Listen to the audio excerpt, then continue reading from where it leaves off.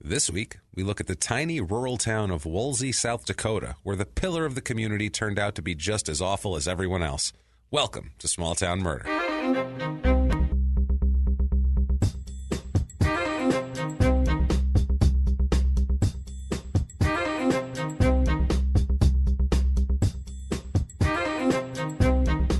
Hello, everybody, and welcome to Small Town Murder. Yay! Oh, baby, you know God it. damn it. My name is James Pietragallo. I'm here with my co-host. I am Jimmy Whisman. Thank you, folks, so much for joining us this week. We are pumped. I'm jacked up. Yeah. I'm on literally no sleep. I don't know if you can hear it in my voice. I'm coming off being sick, no sleep, and not no sleep, but I'm like in an energetic state of no sleep where I'm just like, let's do murder, and more murder, because I haven't slept, so let's see people who are asleep permanently. Let's talk about them. Let's do that. Yeah. I'm jealous of them right now.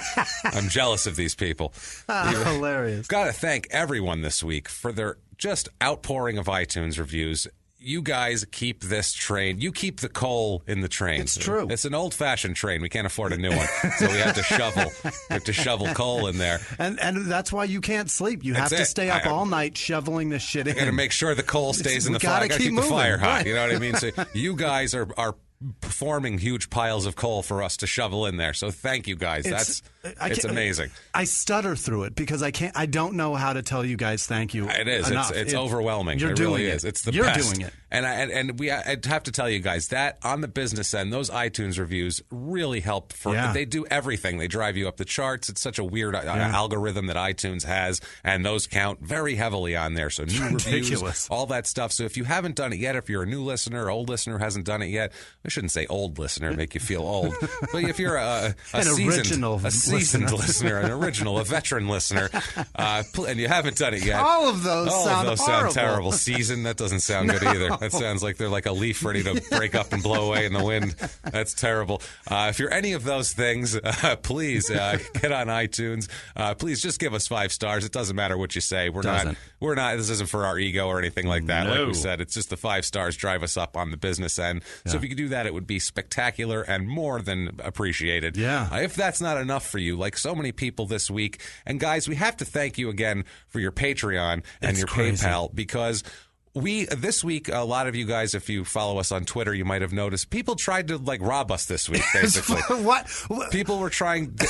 We talk about on this podcast how we don't have anything. Nothing. Yet they're still trying to steal from us. Right. It's insane. They're taking the gold fillings out of our teeth. They're walking up to a homeless guy and stealing the cup of change out of his hand and going, "I'll take that." It's like, there was like 3 quarters in there. What are we doing? I can't even buy soap, you dick. So that's where these people tried to steal from us and our listeners. They tried to put up an account with a fake account claiming they were us and all this type of thing. It's crazy. But our listeners attacked them savagely. Holy shit. Savagely. Ripped them limb from limb. Got the real Frontline involved. Yeah, it was a knockoff of a Frontline PBA. Right. It's a long story, but basically, thank you guys so much, because it's like from every turn you get hit. We feel like we're like a shop owner in 1915 in The Godfather Part 2 when Don Fanucci's walking around going, I just want to wet my beak. And it's like, I got this guy fucking squeezing me. I got the cops over here. I just want to wet my beak. I can't win. They're squeezing me for money. This one's good. It's like, what are we doing? It's like from all sides. We get people fucking us on our ads. Ridiculous. We got people trying to rob from us. And then we have these amazing, awesome people who help us out so much and just keep it going. Thank you, guys. Thank you. You did. It's like an army of Batmen. It really is. Running behind us going, don't fuck with them. That's true. We love it. Thank you guys so much. And you keep us going. And if you want to do that little bit of extra, you can go to patreon.com/crimeinsports. That's our other podcast, but it all goes to us. And you should listen to that podcast, too. It's very, very funny. There's nothing you don't have to like sports at all to listen to it. Right. If that's also, you can go to PayPal and you can use our email address, which is crimeinsports@gmail.com if you want to make a one-time donation there. And God, every penny is so appreciated, because like we say, there's always somebody on the other side turning us upside down, shaking us out. So you guys, thank you so much. We can't thank you enough for that. Shoestrings. I'm telling you guys. And before we get started, have to do our disclaimer real quick here. This is a comedy podcast. We're comedians. We are. We make jokes. We do. Stories are real. They are. Everything's real. Research is real. I haven't slept. The facts are real. I promise you that. We never, ever make jokes at the expense of the victims or the victims' families. We're not trying to do that. Like we say a million times, we're assholes, but we're not scumbags. We are not. We're not scumbags. But if you're offended by anything, and anything might offend you, this probably isn't the podcast for you. If you think true crime and comedy don't go together, again, probably not the podcast for you. There's an unsubscribe button. I highly, highly, highly suggest you probably hit it. Can't tell you how important it would be for you to hit that right now. So I don't want to hear complaining afterwards because you've been warned. Like we've said before, you're coming in the liquor store with us. If we shoot the tiny Korean woman in the head, you are an accomplice. You put your 380 in your waistband, too. You knew what we were doing. You knew what this was. Damn it. You knew. You knew what this family was all about. But if you're on board with that, we are happy to have you on board. And let's get going here, and let's shut up and give you murder. What do you say? We will shut up and give you murder. Let's do it. Let's head. This is from a listener. This case is actually terrific. The first case where it's specifically from a listener that we've done, and it is because I was looking. A lot of people, we read everything, and we see every case that you suggest, and I have a big folder all for written them. Down, I promise. I have a big, and I happened to be looking for a crime in this specific state. And I couldn't find one I was really, really latching on to, and then somebody sent us this, and I said yes. So thank you to Morgan Russell, a listener of ours who sent this all the way up in Wolsey, South Dakota. Wolsey? Wolsey. How do you spell it? Wolsey. Oh. Wolsey. Yeah, that's Wolsey. It sounds ridiculous, but then you say it, you're like, that's Wolsey, that's all right? Definitely Wolsey. So Wolsey, South Dakota. Let's head up there. Okay. This is rural, Jimmy. Okay. This here is not, this isn't like a suburb of anything. This is a suburb of dirt. Oh. There's dirt, and there's wheat, and then this is a suburb of wheat. Fantastic. Basically, this is it. There is more wheat per capita than people here, I'm positive. It is very, very small. It's in the eastern central part of the state. And if you're not from the States, or if you're terrible at geography, South Dakota is up there. The North Dakota borders Canada. It's right smack in the middle of the country, just a big, wide, rectangle state. South Dakota is the one right beneath it that has no identity except that it's beneath North Dakota. Now they had the Black Hills and all that sort of thing, so a lot of things. But North Dakota got that mountain with the faces on it, right? They got Mount Rushmore. That is North Dakota. No, that's South Dakota. Is it South Dakota? That's in this state. That's this shit. That's this shit. That's it. They have Sturgis here. I think Deadwood was South Dakota. Okay. Everything is South Dakota. North Dakota has Bismarck. That's it. That's the capital. At least we're not Canada. That's At least, they are. They're like, hey, we're not Canada. And the Canadians are like, yeah, we're not coming down there. Stay on your side. Keep that shit to yourself. Keep your boring state to yourself. So they got wheat, Mount Rushmore, and long tanned cleavage. Yes, long tan biker cleavage. It's exactly what they have Tan here. biker titties. It is in nowhere near anything. 2 hours to Sioux Falls, which isn't a huge city, and that's 2 hours to there. An hour 45 to the capital of Pierre, which is not a big place either. 4 hours and 4.5 hours to Sturgis. So there is nothing here. This is just a dot in the middle of nowhere. Brutal. A place where you'd fly over it. Anybody would fly over it and go, is there something down there? Nah, maybe not. It looked like a shadow, but there's nothing there. That's where we are. There's a murder. There is murder. We do have murder. Yeah. It's in Beadle County. Beadle, not Beetle. Beadle. Was Beetle Bailey. That was Beadle. Was it that? No, probably not. I think he was just Beetle, it's probably like a regular Beetle. I'm probably ruining it. God damn it! No one. I loved the funnies, and I didn't. Look, no one has read Beetle Bailey in 35 years, so I wouldn't worry about it. But the funnies are for people that can't read anyway. Yeah. Like, what's that? Oh, they got pictures too. Good. Zip code here, 57384, area code 605. Watch out for those Wolseyites calling you up there. This is it's funny too, because there's two different Wolseys listed in all the statistical things here. We're going to go with the smaller one because they were from the actual town proper. Okay. The town itself here is 2.31 square miles. But then there's just Wolsey, which is like the whole area, which is 212 square miles, which is like everything. It encompasses this large area. Yeah. But it's encompassing mainly wheat fields and things like that. So we're going to stick to the town proper itself. Gotcha. The town of Wolsey here. It's like I said, small one. It's Beadle County is named for Brigadier General William Henry Harrison Beadle. Oh. Wow, that is a name, right? So some kind of handle. He's got William Henry Harrison, which is a president name. Yes. And then he sticks Beadle on the end of it. Fucking they named may him. as well. What the hell, right? He's got to distinguish himself from all the others. He does. He's like, well, I'll be the Beadle man, and it's fine. I'm General Beadle. Right. General Beadle was his name. That's pretty funny there. Sounds tough. It doesn't really engender a ton of respect. No. You know what I mean? It's I feel like General that was Beetle's coming. I feel like that was the working title for Sgt. Pepper's Lonely Hearts Club General Band. Beetle, and they're like, we're going to switch it. It's too basic. We're going to switch it. The gotta Beetle make this sounds shit. plus Beetle Bailey General. It's going to be very confusing. So Let's much. not do this. This county was created by the Dakota Territory Legislature in 1879. They organized up in 1880, and they appointed some county commissioners. And the first town in Beetle County was Cavour. And then Huron was named the county seat. And July 1880, they had a big county commissioners meeting. And holy shit, South Dakota's cooking, baby. We decided to set this up in the middle of nowhere for some reason. I love it. They first settled Wolsey in 1882. It was the first settlement there. They put a post office in, and it's been in operation since 1883. Okay. So they got cooking right away. Fuck First yeah. people got there, and they said, let's put up a We damn... need mail. I need to mail my wheat out. Let's do this.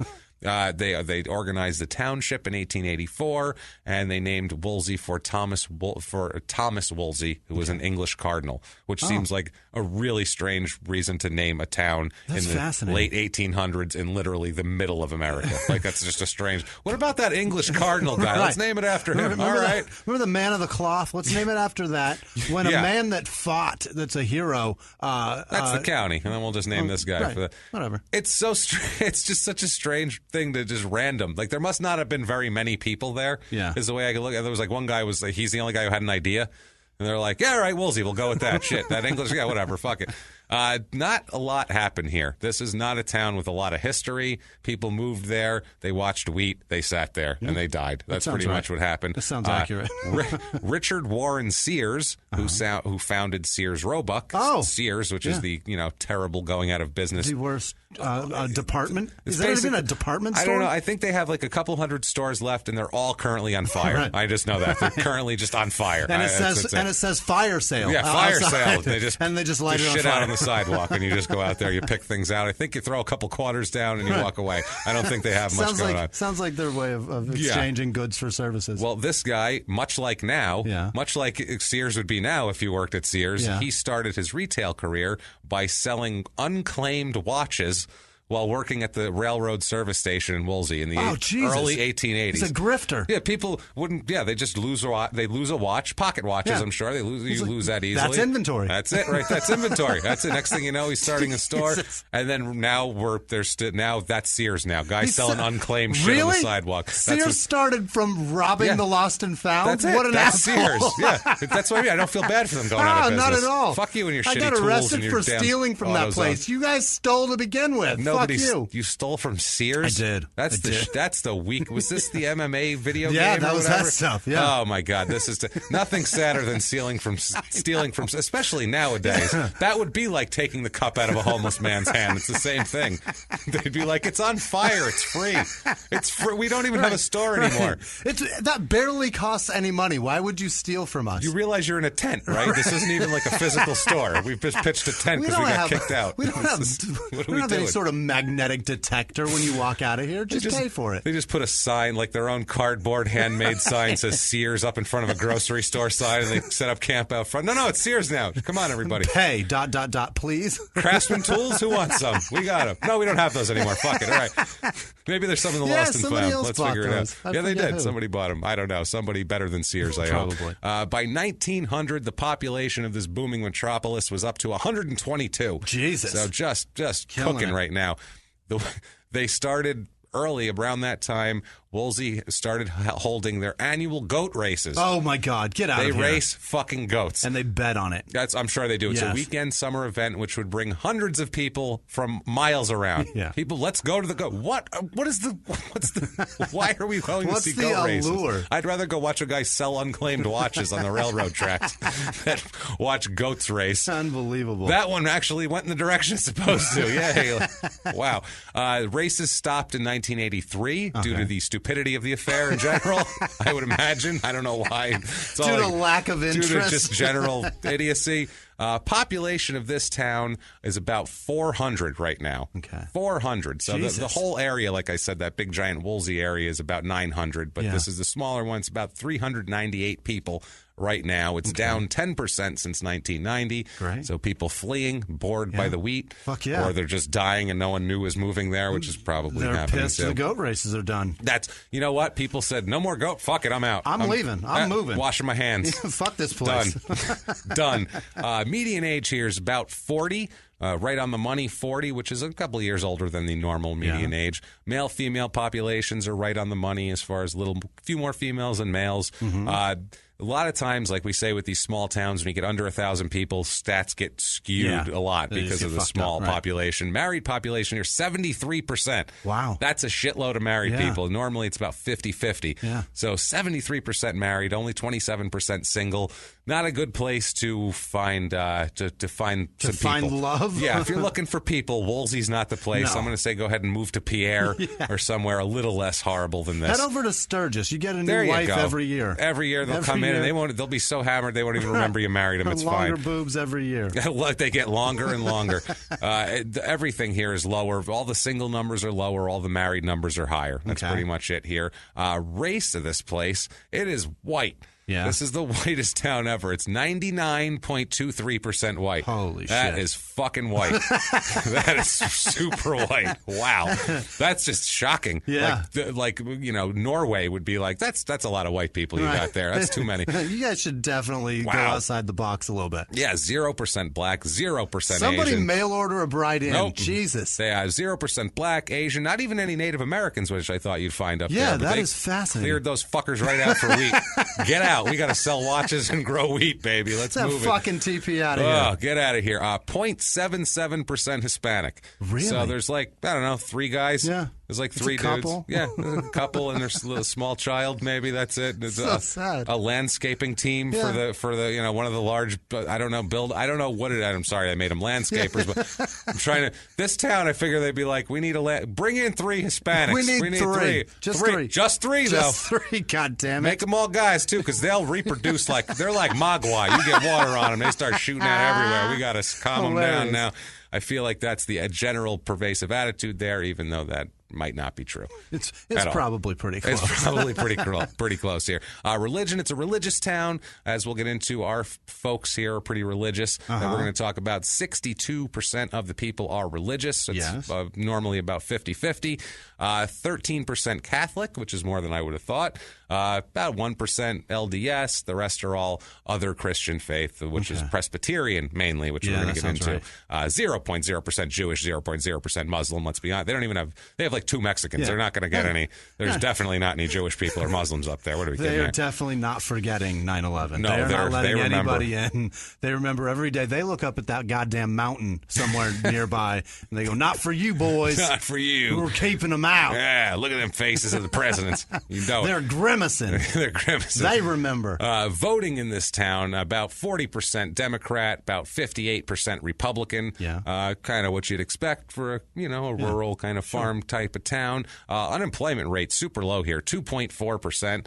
Everybody's got a farm job to go to somewhere. Everybody's got a wife. Everybody's got a job. That's how we keep it. That's right. And actually, they make decent money. Household income here, median household income, $52,500, which is less than $1,000 less than the national average. National average is about 53.5. So $52,000 in a town that has 400 people in it. And you find out too with the housing and cost of living we'll get into here in a second. It's pretty impressive.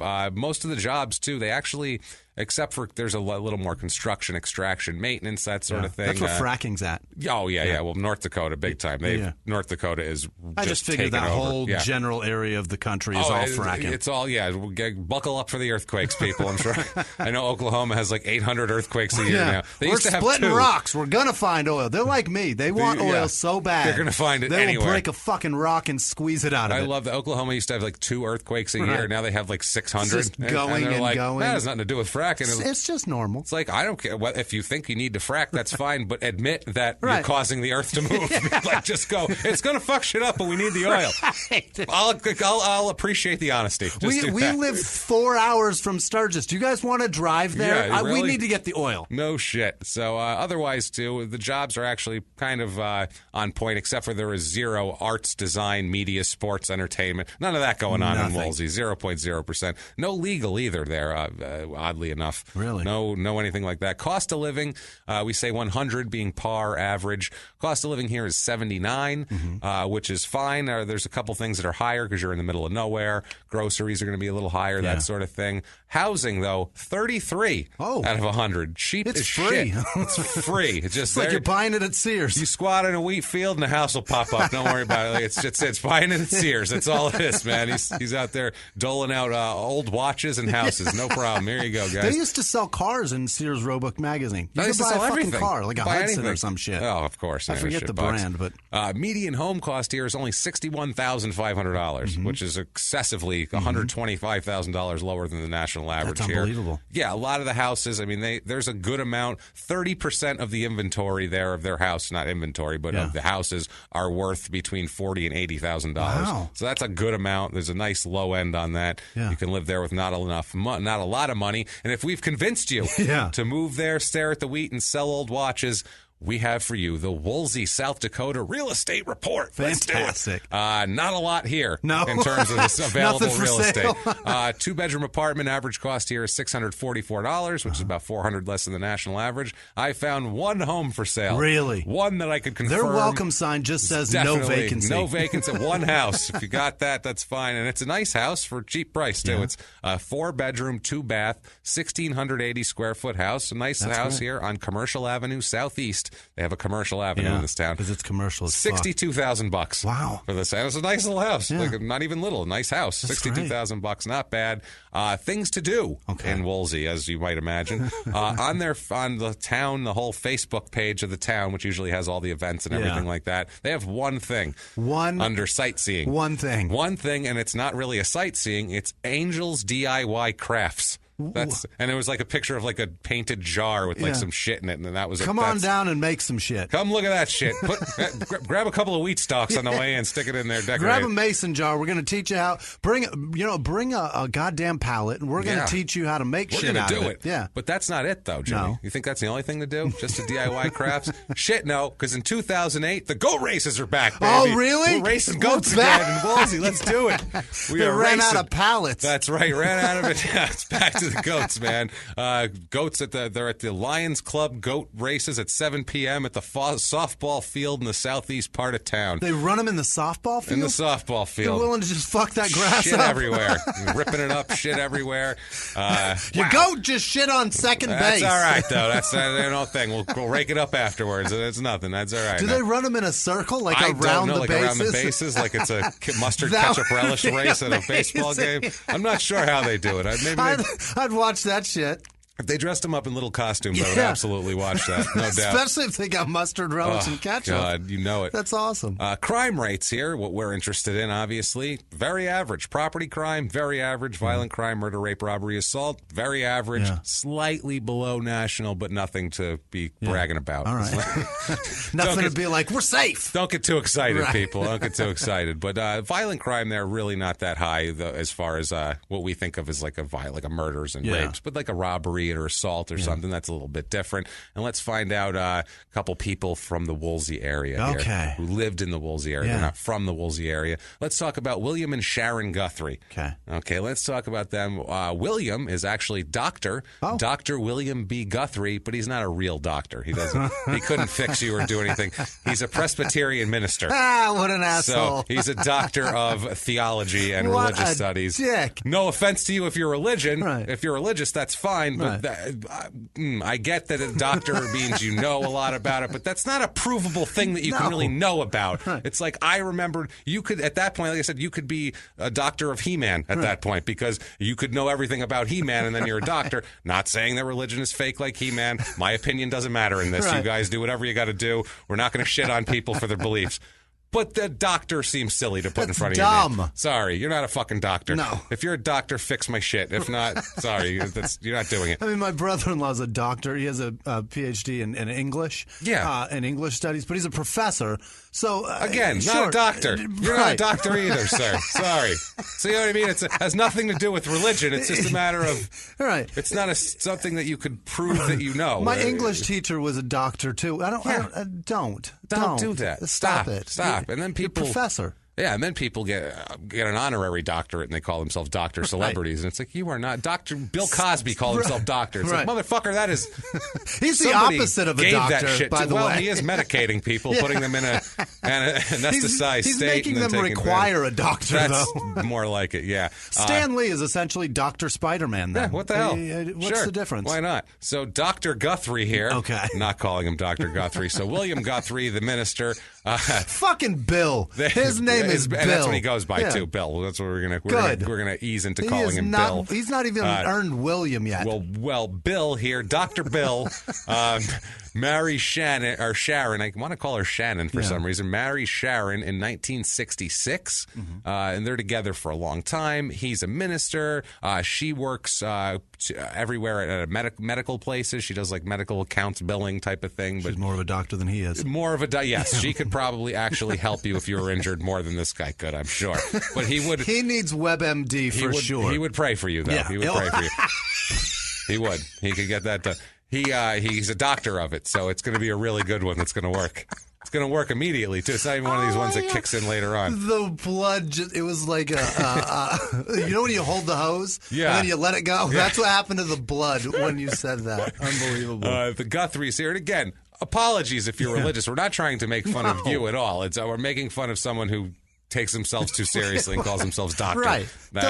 Sorry. Be more humble. That's what the point is. There you go. Doesn't the Bible produce that? Like preach humble. that? Be humble. All about it. Yeah.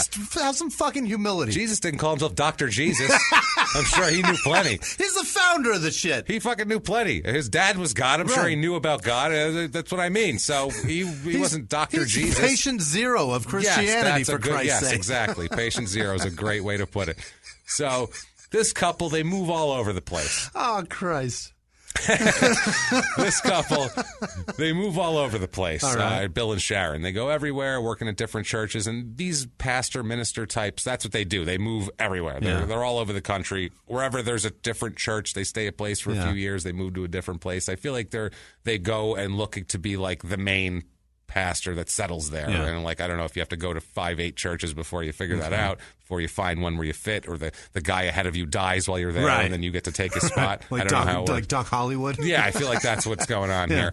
They have 3 daughters early on. They're adults, as we talk about later on in the story. It's Suzanne Genalu, which is an interesting name. Genalu. I kind of like it. Yeah, Genalu. Genalu. Well, now I don't like it. It's a weird name. Different. Is it?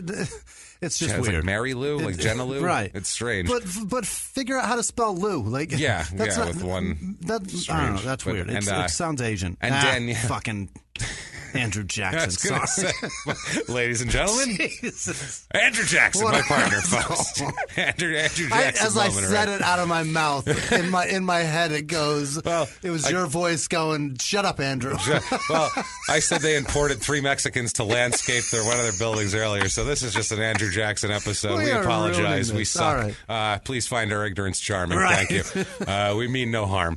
They have, and Danielle is the youngest daughter. Okay. By the way. Bill, starting basically in the late 80s, is very unhappy with Sharon. Really? He's very unhappy, but he can't get a divorce because he feels like that kind of ruins the whole image that he's putting out there as a doctor. He doesn't want to be divorced. And then can't move into a town and talk about how sanctimonious. What's I can't talk about the sanctity of marriage. No, I would when I'm divorced. But the thing too, I would imagine, I would think if you maybe were approaching someone because these people a lot of times, I guess, will go to these guys for advice in their personal lives and their marriage. I would think you would want a guy who's had some I want a guy that's fucked up. He's fucked up, or even just his marriage didn't work, and he can tell you from experience that this is not how you want to be. I would kind of think that, but in here they don't. They need a perfect They need the perfect plastic couple out on the front lawn sitting out there. That's what they need. That's plastic. That's what they need. They need. I get it. Yeah. They're a symbol more than they are humans. Right. They're like, oh, look, you can trust them. Now give up your money. You know what I mean? The problem with that is the hypocrisy that comes along. Oh God, Holy this shit. episode is rank with hypocrisy. Really? Fucking rank with it. I can't wait. It reeks of hypocrisy, Terrific. man. So yeah, he can't get a divorce from her. So in about 1992, he starts confiding in their youngest daughter, Danielle, who's an adult at this point. Starts talking about to Danielle, saying that he wants a divorce, that he hates Sharon. Oh, my God. Yeah, he says and this is for years that he does this. He tells her anything. This is like his person that he's going to confide in. So he talks to her all the time about it. He would tell her that Sharon is so fat and ugly, and that she's disgusted him so much that he could not force himself to touch her, is what he said. So he is brutal. That's on unbelievable. On the Sharon. And I've seen them both, too, Sharon and Bill. Neither of them are any fucking prize. And I don't mean that to be an offense to Sharon, because honestly, I can't imagine you would want the feeling that you would have of yourself being married to this person for a long time. I would feel would affect your appearance. Yeah. So I feel bad for the Sharon woman because she's just he's a dick. She's in a shit spot, and he's a dick, and he thinks he's hot shit. Like he thinks he's one of these. He seems to me like one of these guys, from everything I've heard and everything I've read and all the different people's accounts. He seems to me like he's one of these guys that thinks like, I'm the pastor, I'm the greatest guy around. Right. Obviously. I'm the one that matters. You can count on me. Yeah. My life is perfect. Everything's perfect. I'm doing great. Everything's good. And then he's like, I don't want to touch this fat pig when he goes home. Like, he's living a shit double life, and it's his own fault, and he should just try to get along with his wife and here have because some she humility. seems nice anyway. Here's the other part, too. It's like if you can talk to the daughter and adore her, half of her is from that woman that you're calling a fat pig. That's the other thing. You dick. Yeah, so disgusted in the whole deal. If you adore your children, you can't hate. You don't get to say you hate your spouse. Yeah, it's true. And we've all been disgusted by people we're with from time to time, whether it's more to do with us than it is to them. But you know what? You fucking put that in your back pocket and you carry on. You want to be married? You fucking move forward. Yeah, so he's telling her all that. He tells her he wants a divorce. And he also says that she's so disgusting to him that he's impotent. He doesn't know. He's telling his youngest daughter this, I think is odd. He doesn't know whether he's impotent because she finds her repulsive or if he's just, impotent. He doesn't know. But he's pretty sure it's her fault. We'll put it that way. He's going to blame her for it. He's going to ride that one. He's going to blame her on his dick not working, which I don't understand at all. Why don't you blame your Jesus, you dickhead? Yeah, he can help your maybe if you were a doctor, if you were a real doctor, maybe you could figure out what's wrong with your dick, buddy. But sorry. Rely on that old-fashioned praying medicine. What psalm talks about how to make your dick work again? I don't remember that one. So maybe you should study other things if that's what you're interested in. If your main concern is religion, then study the Psalms. But if you're concerned about your dick that much, maybe move on to other books. We'll say start with one of them. I don't know, or commercials. Even or commercials are much more informative than whatever. Yeah, I'm gonna move on. About dicks, I don't think. Yeah.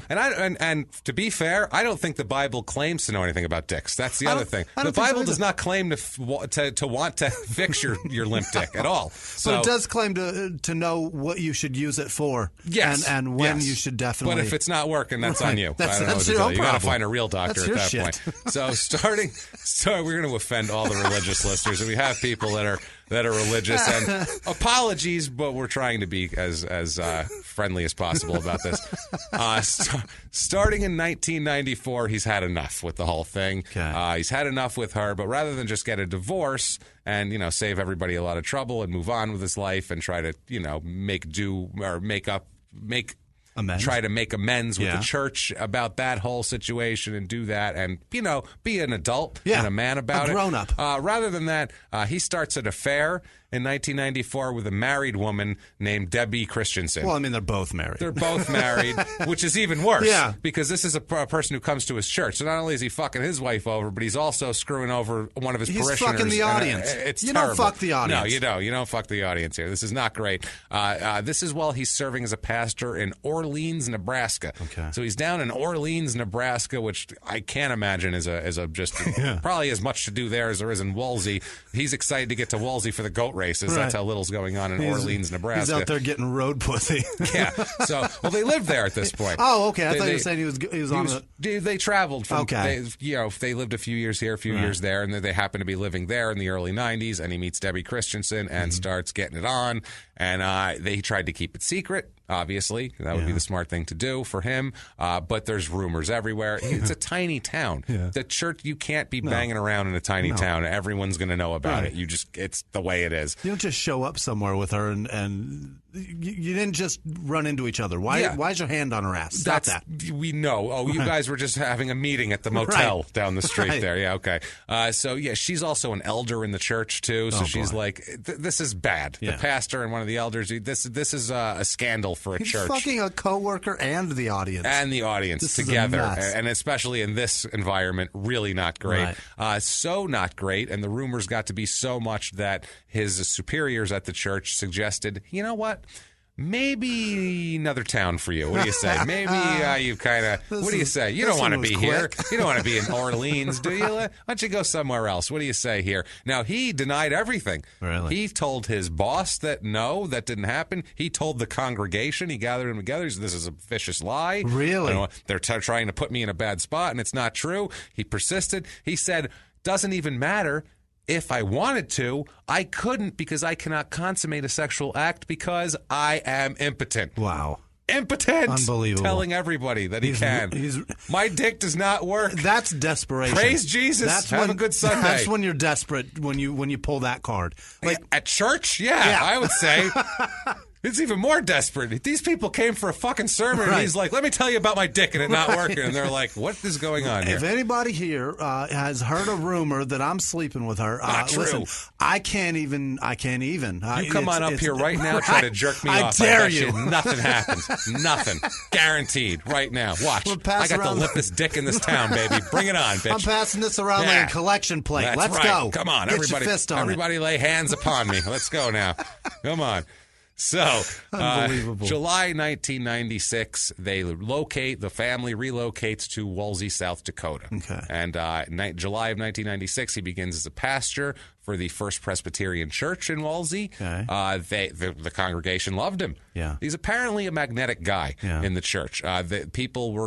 Numerous people said it's, quote, the best sermon that they had ever had when he was there. He was the I don't know what guy they had in there before. I don't know what kind of talent gets attracted. I don't know if it's like comedy where like the good talent kind of goes good places. Right. You know what I mean? And if you're playing Wolsey, fucking South Dakota, I feel like you're not that good. If you're going to like a local showcase in Kansas City, it's probably not going to be as good as one in New York. You know what I mean? So it's one of those. So this guy was probably like an open micer, this pastor they had before. Yeah. And this guy comes in, he's actually got like a good 10 minutes, and these people are like, holy shit, this is amazing. Did you hear that? He quoted the Bible. Fucking A. He called out the Psalm verse and everything. He's a doctor. That's a doctor. That's a doctor right there. It's a goddamn doctor. So, they don't say goddamn.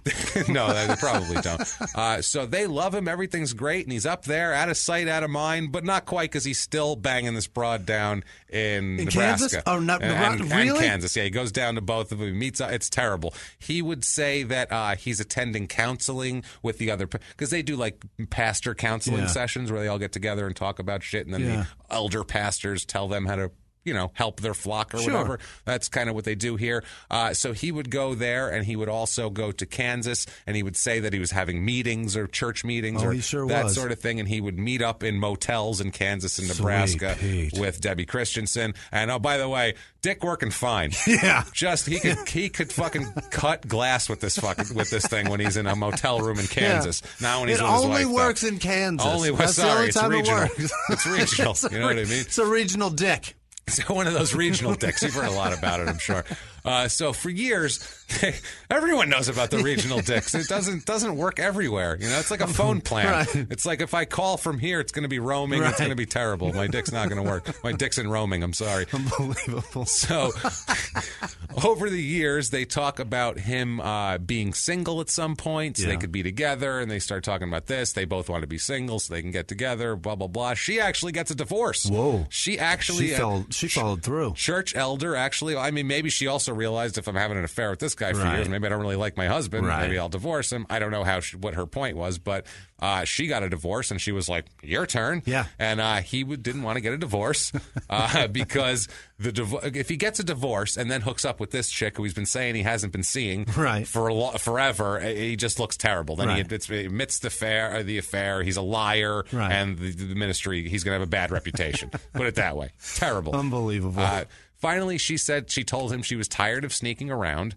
Tired of the whole thing, which I don't blame her. It's been like 7 years now. It's hard to live a lie when you're banging that much. Shit or get off the pot with this already. It's 7 years now. Either divorce your wife and get with this woman or don't. Sure. Don't lead her on, too, as addition to screwing your wife over. So January of 1999 is when things get really interesting. She tells him at this point, Debbie tells Bill, relationship over. Sorry, Pastor Guthrie, gotta go. Relationship's over. She said it was time to start seeing other people for her because she was divorced for a couple of years. But she left open the possibility that if he ever got a divorce or ever left Sharon, that they could date and see how it went. She said, well, you can I'm more than open to dating you if you're single, but you're not single, so whatever. They continued to talk over the telephone about 3 times a week. They would talk on the phone. They met and got together and got their banging on again in February. Wow. So after she broke it off, I guess she needed another. Went back for a goodbye fuck or something? I guess so. Yeah. I don't know what it is here. The Guthrie, Sharon, and Bill, they had a computer, too, that, he would probably do correspondence with her. Sharon didn't know shit about that. This was also 1999 when... Not everyone, like now, even like my grandmother could probably check her email. Maybe not my grandmother's. There's one senile, one's from another country, so they don't know shit. As long as that computer's white. Oh boy, if a computer better be white, my other grandmother. I don't trust it. I don't need cold cuts that bad.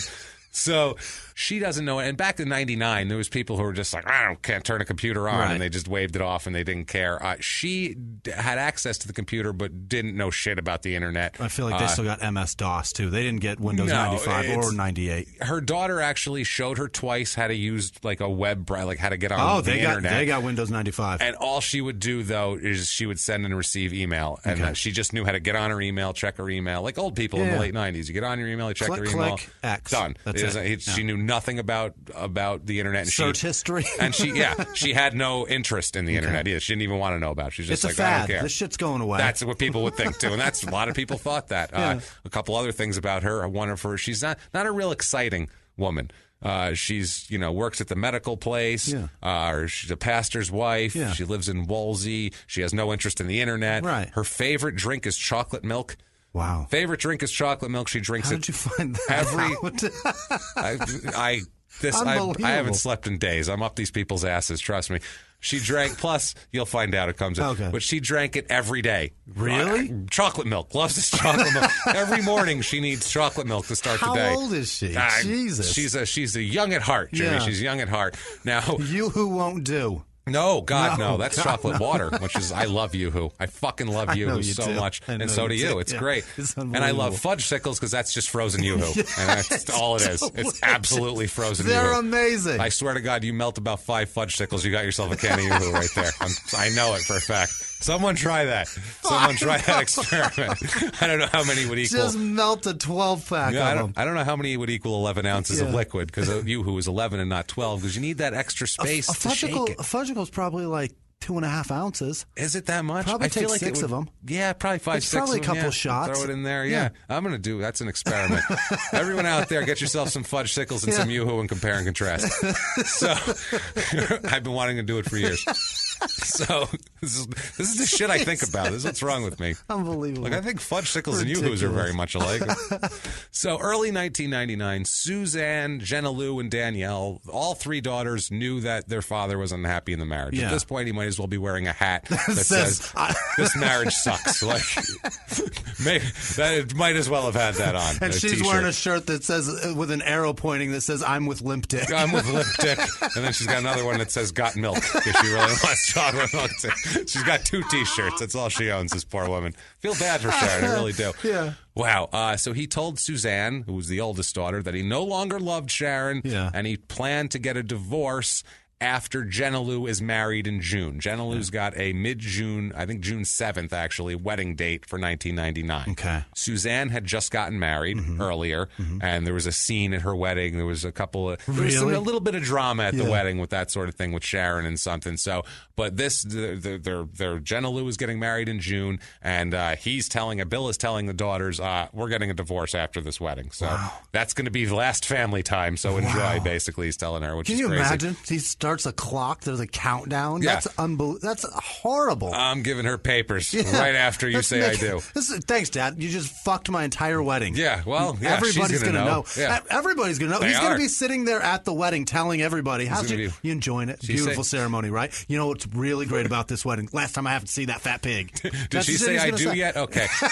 Sharon, we have to talk. I'm sorry. I've been wearing that T-shirt and that hat around, and you might have wondered why I was wearing that. Well, let me explain. At the reception, as soon as she says I do, he's like, "Oh, single. Where are the bridesmaids?" I was going to say, he's going out hitting on bros. Like, yeah, look at you. Come here, honey. He's like being all this scumbag about it. Hitting on the wife's sister. Definitely. So early 99, some weird things start to happen. Yeah. We'll call them mishaps, we'll say. In court documents, they're called curious mishaps. So I'm going to call them just mishaps. Okay. In one case here, there was a cord that had been stretched across the steps to the basement, like a tripwire type of thing. What? And Sharon, while she was telling her family members about it, said that Bill wanted her to come downstairs, down to the basement. Yeah. She said when her foot touched the cord, she sat down on the steps. Like, she didn't go forward. She, put her ass down on the steps. Like, what the hell? And she said she recalled Bill grabbing her shoulder to keep her from falling, yet she still told Suzanne on the phone, somebody tried to kill me. Yeah. So she thought, but she didn't say, your father put a fucking cord across the bed. I don't know if she thought someone came in and put a tripwire like it's Home Alone. Yeah. Somehow Kevin McAllister got in here. And Kevin! Watch out for Matchbox cars under the window upstairs, because it's ridiculous. There are broken ornaments fucking everywhere. Everywhere. Don't walk around barefoot. There's a blowtorch near the back door. So she said she tells Suzanne somebody tried to kill me. Yeah. Suzanne calls her dad up, like, what the fuck here? Bill is pissed off that Suzanne knows about it. He's like, whoa, how do you know about this? Right. He's mad because he said he told Sharon not to tell anybody about it because he was going to go discuss it with the sheriff that someone's trying to kill my wife, putting tripwires in my damn basement steps. But I'll tell everybody about my limp dick. That's fine. I'll tell the whole congregation. But how dare she tell the daughter that someone's trying to kill her? So he's very, very upset. The next day, though, he was mad that night. And then the next day, he was like, it was no big deal anyway. We figured out what it was. It was just that Sharon stepped on her shoelace. And she just got a little freaked out by it. You know how mom is. Clothing wires and you know how mom is. And shoestrings. It's easy. She's a little high strung. Easy to forget. You know how it is here. So, Suzanne's husband came over to the house to look at this shit and see what was going on. And he examines the stairs a few days later. And he sees that 2 stairs down from the top, there's tar and nails all over. Well, he found shavings on the side, like someone had drilled a hole. Oh, and there what was a dick! Fresh wood shavings on the carpet. Wow. So somebody drilled, trying to make them loose. They screwed in those little, little hook things and put a fucking wire on it, basically, and that was it. What an asshole! He set up. He got out tools for this. Yeah, he didn't just leave. He went down to Sears and got a Black & Decker for this shit. He had to go to the last Sears. He didn't even leave a boot on the step and undo the light bulb so she can't see it and be like, maybe she'll trip. He got a drill out. Put eye hole. He had to charge it. Yeah, he's like, shit, I haven't used it in 4 months. It's out of he had to wait for it to charge. As soon as this charges, I'm going to kill this bitch. I swear to God, but I gotta wait I gotta wait for that green light. I will not go halfway because the battery's not going to last as long that way. It's the lifetime of it's going to die. I need the whole cycle. Although Sears guarantees forever, so it's fine. We're good with Sears. It's okay. As long as it's Craftsman. As long as it's Craftsman, which I'm sure it wasn't here.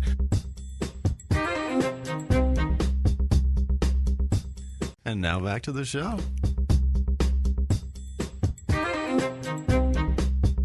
On the other side of the wall there, it's like a concrete base. And there was a hole there, and the husband said, Suzanne's husband said it was a place where it looked like something had been glued and then pulled off, but there was actually something that appeared round there, so you could see the Like a suction cup of some sort? Something like that, like a round indentation or mark that it left that you can see that it's no longer there. That's one incident. Another occasion here, there's the light in the bathroom was not working. So rather than fix the light, which is normally what I would do, or light a candle if the electricity's messed up or something. Use a flashlight. They do something different here. Sharon really needs to wash her hair in the bathtub, even though it's dark. I don't know what she had a big day the next day. Yeah. She needed to get her hair. She needed to get her hair did now. So he said, "Here, use the toaster." Almost. That's the sad part. He brought a lamp in. What the fuck? He's like, I'll just bring this lamp in so you could watch. And then the lamp fell over. Of course it did. Shocking, right? So as she... Shocking, you bastard. So she figured... She thought the dog bumped into it. She said, well, the dog knocked the lamp over. That happens all the time. That's normal. But Guthrie was there to catch it. Oh. He was there to catch it, and he thought he got an electrical shock because of some water there from the incident and went to the emergency room to be treated. There's a Dr. Richard Reed who admitted him, actual doctor who knows things, who can admit you to a hospital for examination and observation. He looked him over, being a doctor that he is, and he could find no physical manifestation of electrical shock in a whole night. Unbelievable. The doctor said that Guthrie here, Bill, was, quote, extremely anxious, breathing very rapidly, and nervous, and complained about a lot of pain in various parts of his body. Sweet Pete. So, but there's nothing wrong with it. He's just making all kinds of excuses just to try to get treatment. So weird. Just to have something on record. That's what it is. Right. That's what it is. And she didn't try to die. I tried to die. I almost died. I almost died. Oh, not my her. God, not her. She's fine. April 15th, 1999. Dr. Reed was like, how you doing? There's nothing wrong. And he's like, listen, doctor, I'm a doctor also. Listen, Bill, calm down, Bill. Listen, Dr. Bill, calm down, all right, This is just remnants of the shock from the light. That's calm the problem. Down, Bill. So You're no doctor. You're not a doctor, Bill. You don't know what you're doing or how to diagnose yourself. You don't even know how to kill somebody, Bill. You're fucking bad at this. You're not a doctor. Jesus. A doctor would kill her. You're wearing a hat that says you hate your wife. That's the thing. You're not throwing anyone off the trail, Bill. God damn it. So April 15th, 1999, Bill brings Sharon to the medical clinic, with the complaint that she couldn't wake up. She couldn't wake up. She's too groggy. She's, quote, completely out of it. He told clinic personnel twice at this point. He told them, quote, I didn't do anything to her. She's all fucked up, but I didn't do nothing. It's not me. There's an examining physician here, a guy named Dr. Jeff Hansen. He couldn't find a thing wrong with Sharon. They did a urine test on her, toxicology screen, and it revealed no drugs. Although the screen wouldn't have revealed the presence of Benadryl, which is he tells everybody that she takes shitloads of Benadryl to sleep all the time. Like, she'll take 15, 20 of them, which is like a lot. That'll hurt somebody, won't it? Yeah. Guthrie told the doctor, and this is silly here, he told the doctor, and this is a seed he's trying to plant, that while sleepwalking, Sharon might have taken Benadryl and codeine. Because that's what I do. I take drugs in my sleep, usually. That's what I do. I get up and I'm like, where is that narcotic? I need something that's really going to fuck me up, even though I'm sleeping. Snoring. Yeah.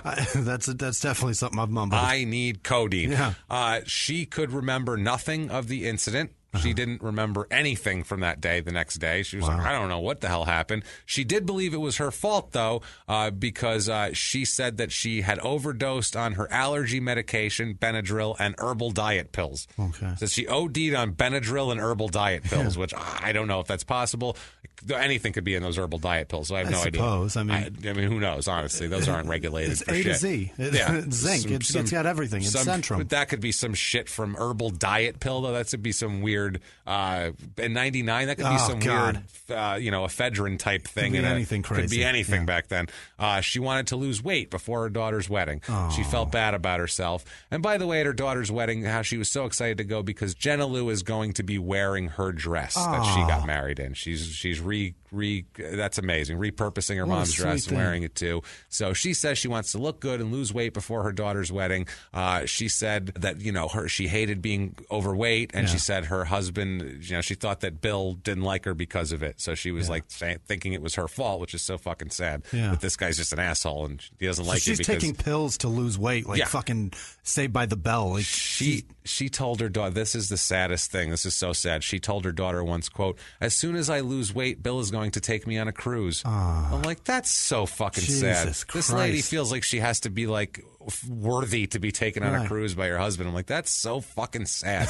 That's like a kid saying, as soon as mom says, as soon as I stop, doing this, they're going to take me to McDonald's. Right. It's just like so sad. It's like, Jesus Christ. Mom says as soon as I get straight A's, Dad's coming back. Yeah, that's almost what it is. Depressing. It's just so sad. So April 29th, 1999, Bill goes to the clinic complaining of insomnia.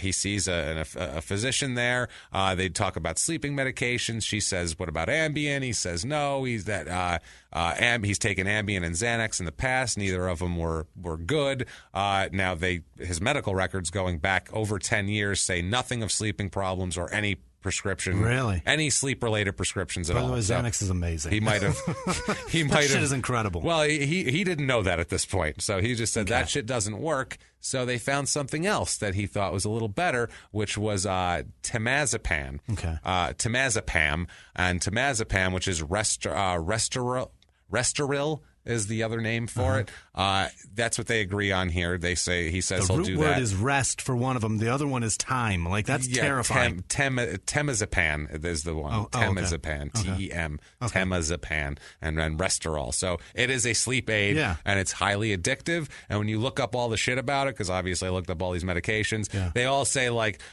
do not take if you have any history of drug dependency, any issue of this, any issue of that. You will get hooked on this shit, and it's going to be your thing, basically. It'll make you tired, makes you feel good. You're going to end up needing a doctor to give you a drip like Michael Jackson if you get on this. Eventually that's what it's going to lead to. Now, this doctor had reservations about giving it to him because of the side effects, which is residual drowsiness the day after you take it. Yeah. So you just feel groggy the whole time.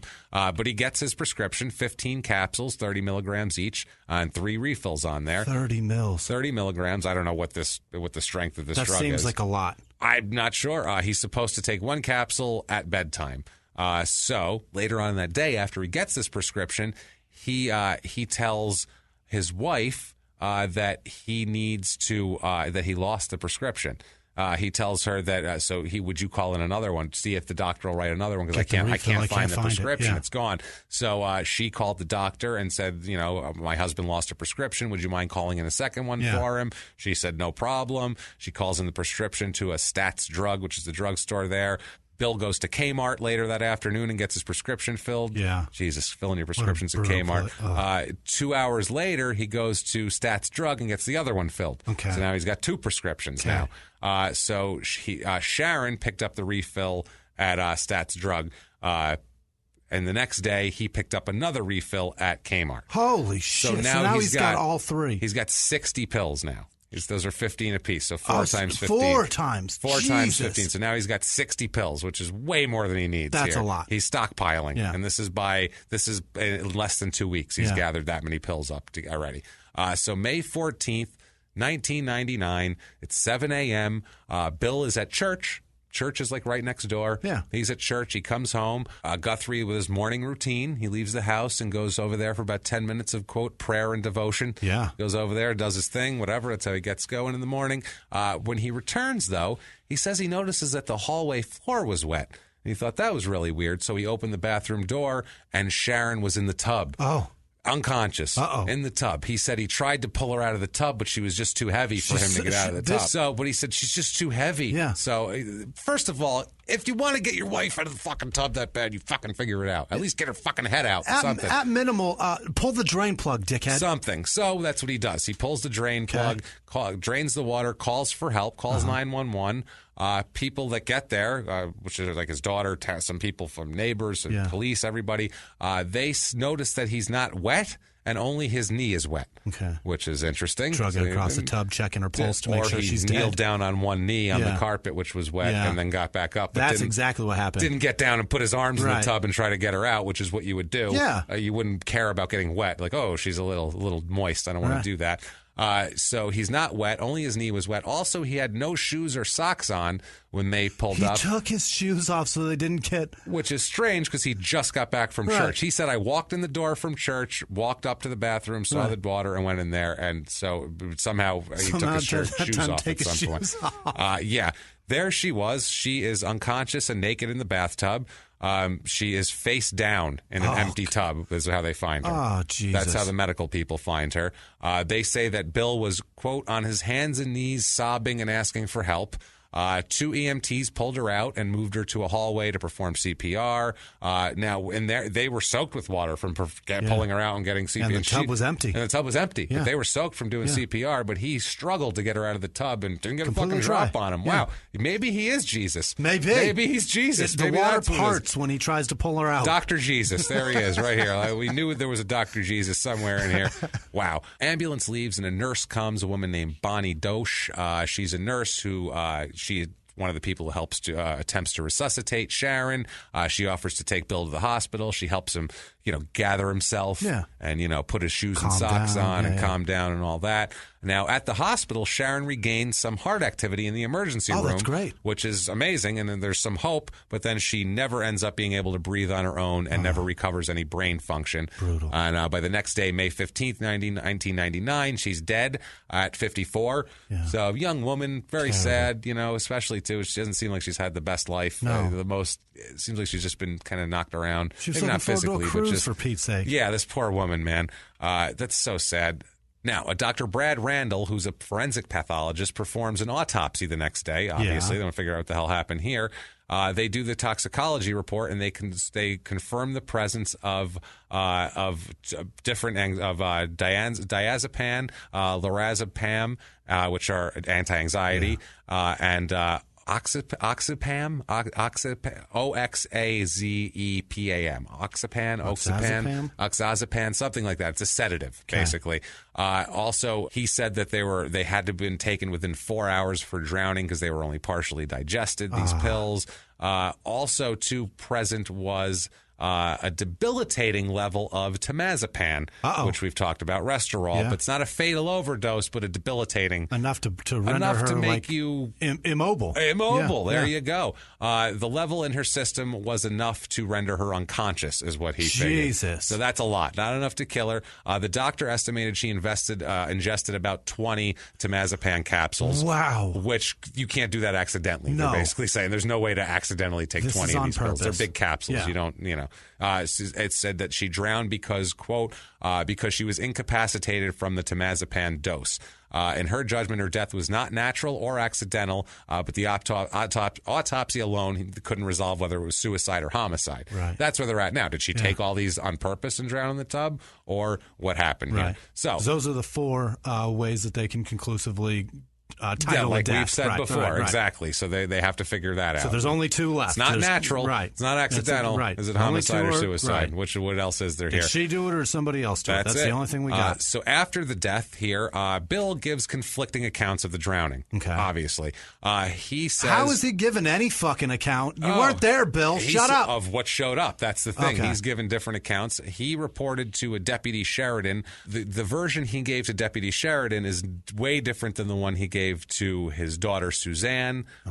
In front of Suzanne, he claimed that he got Sharon out of the tub himself and then called 911, and then he's telling them something different. Sharon's brother, Larry Prevance, said that when he was in their home, in Bill and Sharon's home, after her death, he heard Bill explain the circumstances several times of what happened, and each time the details were different. Wow. So we listened to him like 5 times tell this story, never the same twice, which is kind of why cops ask, tell me that story one more time, right? Because they're looking for you to fuck up, and he can't even get it right in his own living room, so never mind if you get this guy in a fucking interrogation room. Jesus Christ. I don't even know if this is a title. Executive Presbyter. Mm-hmm. He's the head pastor, the executive presbyter. That's William Davis said that Guthrie, Bill, had told him the night before that that he had, this was in the morning when he was at church before the death. He said he went over there and he had talked to him, and he said that Bill had been awakened around midnight because Sharon was sleepwalking and blah, blah, blah. So Guthrie just went over to the church to work on his sermon, whatever. So this is what I mean. He said he left for 10 minutes earlier. Now later on he's telling them. He's gone all night. He said, he said he was up at midnight, but he said in the morning he was there for an hour working on his sermon, and he came back later to find water running out of the bathroom and down the stairs. Here's the thing, too. If you're going to kill somebody, figure out what your story is first. Like this. Oh, yeah. No, he has no. This guy should have never killed anybody ever. Because if he has to go work on a 10-minute sermon for an hour. Yeah. Wing it. Wing that shit. Yeah, come on. You should be able to. You know the book. Points. You're a doctor. Bullet points. You're a doctor. But this fucking guy, he has to work for an hour on a 10-minute sermon. How are you going to get a 5-minute story about how your wife died? You can't even get that right. And there's only like 4 factors. I walked in, I did this, I did that. It's not like it's a complicated Done thing. Deal. But walk away. He does. When they ask other questions, say, I don't know. I don't know. I don't know. Yeah, he told his pastor that he tried to resuscitate her, like give her CPR, but then he told Deputy Sheraton that he didn't because he didn't know CPR. Okay. So he's telling people, I'm performing CPR. I'm not. Right. It's crazy. He thought. It's funny, too, because Davis, the pastor here, thought it was strange that in the conversation about the death, Bill told him, we're getting along so great. I don't understand it. When previously he had confided in his pastor that he wanted a divorce. Yeah. So he's like, now you're getting along great? We're That's doing an odd great. thing What's to say. with the hat, Bill? What's with the hat? What's with that hat, Bill? At least don't wear it to the funeral. Can you not wear the hat to the funeral, please? So they have the funeral. Yeah. Bill wears the hat. Yeah. A week after the funeral, he tries to reconnect with Debbie Christensen. Wow. He tries to hook up with her. A week later. He's like George Costanza trying to hook up with Marissa Tomei going, my weekend, I got the funeral, but after that, I'm wide open. Like that's what he's totally doing. Free. Yeah, he's Frank from It's Always Sunny, trying to bang his ex-wife's sister. It's fucking great. Exactly. She said no. Yeah. What the hell? And he got mad at her and said, "Well, it didn't take you very long to betray me." Wow. That's what he told her. She's like, "Okay, what the shit? You're insane." So. They're looking into him. They're a little concerned with him. And what they do is they look at the computer at the church. They look into that here. They're a little more computer savvy than his wife? Than his wife is. Yeah, they found that it had been that his computer had been used to conduct numerous internet searches on subjects that are seriously related to the shit that have happened. Very, very specific. Some of them were not connectable to any date. I don't know if their forensic internet shit wasn't as good as it is now. Others could be pinpointed to specific days in the months before there. Remember the lamp in the bathroom incident? Yeah. That whole thing? 2 days before that, the church computer had been used for 2 hours to conduct specific searches using... God, the queries were household accidents and, quote, bathtub accidents. That's what he was searching for 2 fucking hours. Wow. It takes this guy to search that. What a shit doctor. So... He's not a computer science doctor, no, that's he for is sure. Not. During April... He did tons of searches on household accidents. It was also the church computer was also used to check out details about prescription drugs. Oh, God. That he used a search engine to look for medications like lorazepam, Avitin, Ambien, and TCA. Yeah. Various web pages were downloaded from drug manufacturers and other sites, all describing these drugs, their purposes, and he's basically WebMDing all these different drugs. And he's staring at the computer, going, "I wish I'd been a real fucking doctor." God, this would be great. What the hell is that? He's stuttered through the names of them we're doing right now. The Razapam? Okay, good. Shit, I should have been a doctor. They couldn't find the date on this one, but one of the searches had a website that was promoted. He found like a link to a book entitled, quote, Worst Pills, Best Pills, A Consumer's Guide to Avoiding Drug-Induced Death or Illness. Holy That's shit. What he's looking at. Bit incriminating. Funny thing is, among the 160 do-not-use prescriptions was Restorol, or temazepam, as we know. It warns that this medication carries dangerous side effects if taken improperly, and consequences, like I was talking about. They warn you like crazy. Overdose symptoms here, confusion, reduced or absent reflexes, respiratory depression, apnea, impaired coordination, slurred speech, seizures, and ultimately coma and death. Yeah. So he's like, that's the one I want. You don't want to take a shitload of those here. The last internet drug search was April 27th, and then 2 days later he was at the doctor trying to get drugs. Yeah. So 2 days it took him to do that. On May 4th, church computer used again, specifically searching for temazepam. Now that's all he's interested in now. Theory of the after much investigation, Sharon loves her morning chocolate milk. Oh, this motherfucker! Every day she loves her morning chocolate milk. And Restorol comes in capsules. You can that open can be that. unscrewed. Yeah. You just twist them open like an old school, and you can dump the contents into anything. And the crazy thing is, it's a powder in there. It's not like little balls. Right. It's a powder, completely tasteless and odorless. Totally tasteless Dissolves and odorless. entirely. Yep. Everything else, like Ambien and Xanax that he discussed with the other one, they're not easily dissolved. They don't dissolve in liquid. But on the other hand, this temazepam, you would never fucking know it's in there. And also, too, the odd thing is, too, when the pathologist, forensics, when they did the autopsy and they looked in Sharon's stomach and they found that she had a lot of Restorol in there, temazepam, they thought it was very unusual that there was no capsule remnants in there. Yeah, that's weird. Drugs all through her system. Where's the capsule? She's got enough drugs where she took it recently. But there's no remnants of the capsule. Remnants of all the other shit. No remnants of capsule. Almost like somebody put it in her chocolate milk or something crazy, right? He found pieces of other medications in non-toxic amounts, which was the shit she would take anyway. Right. So they said she would not have been able to detect it in her chocolate milk at all. Awful.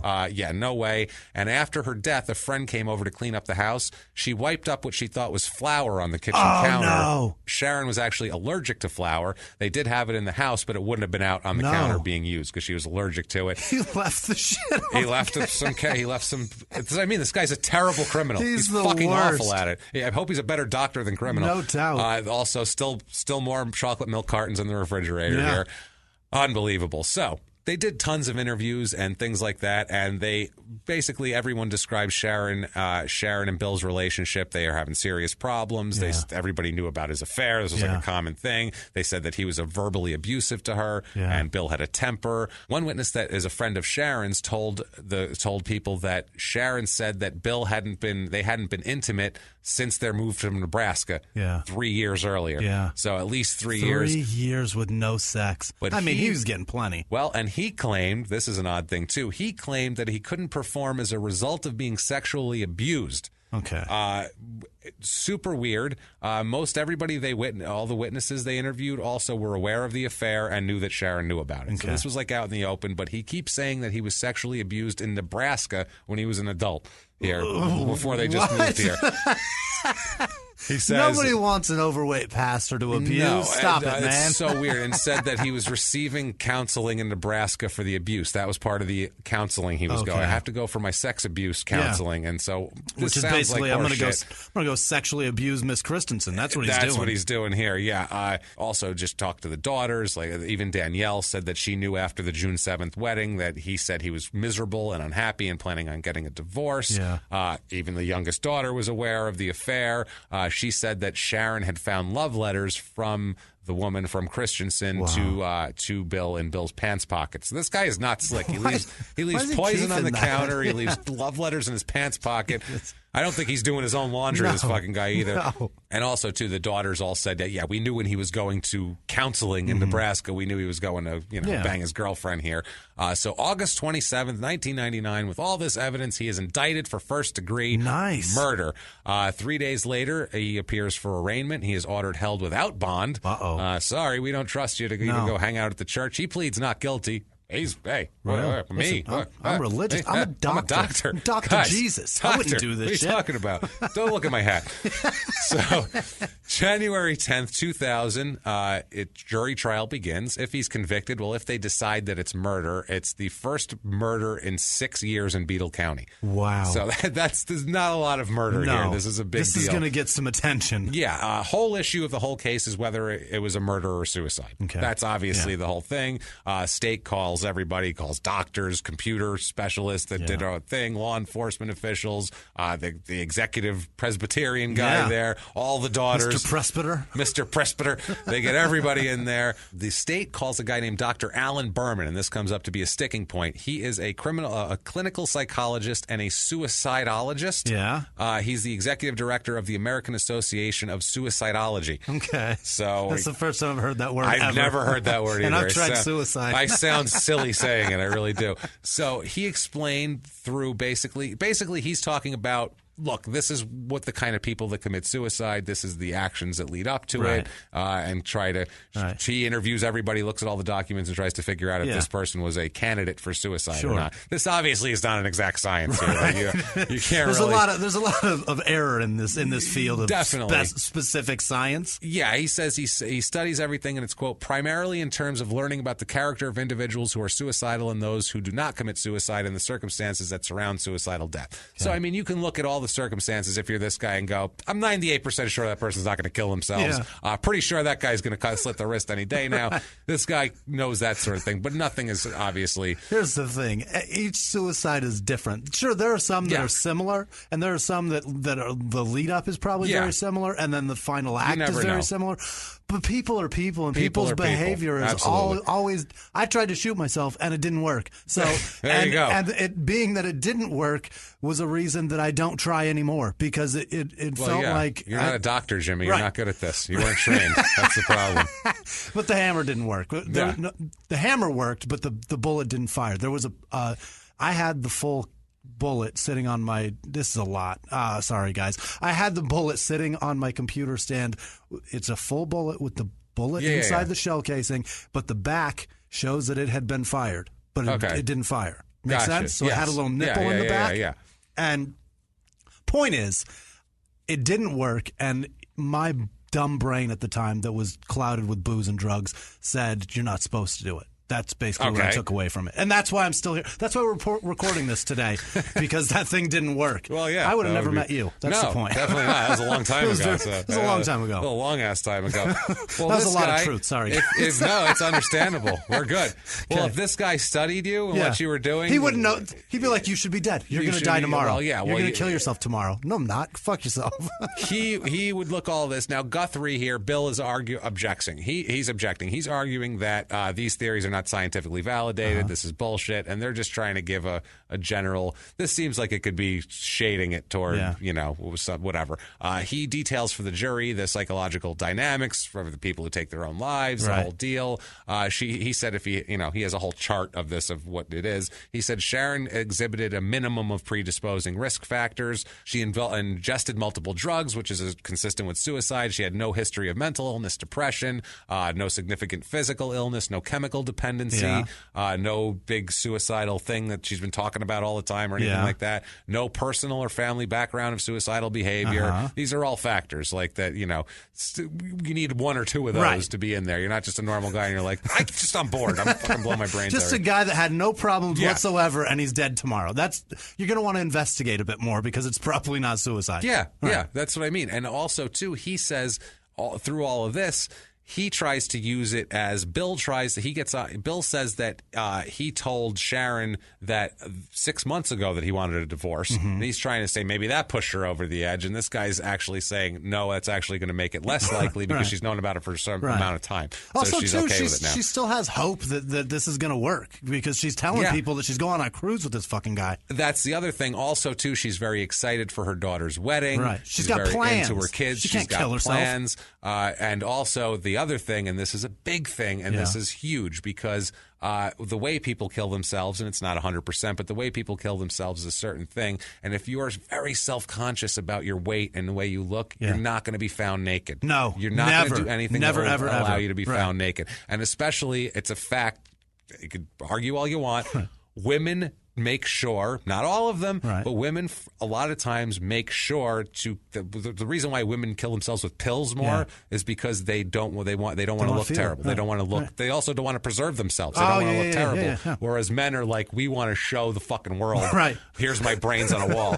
Like some people just want to watch the world burn. That's what it is. That's what it, and it is what it is. So women like that, and he's saying like the likelihood. I'm not saying some women wouldn't do this or everybody's different, but the likelihood of all of this and this woman who was very self-conscious about her weight being found naked, all of this adds up to Whitney probably Houston not true. Was super confident, huh? She was kind of, well, she was on crack. She was probably thin as fuck. She had a lot of they're going to love these ribs. System. These ribs are going to be so impressive. This sperm,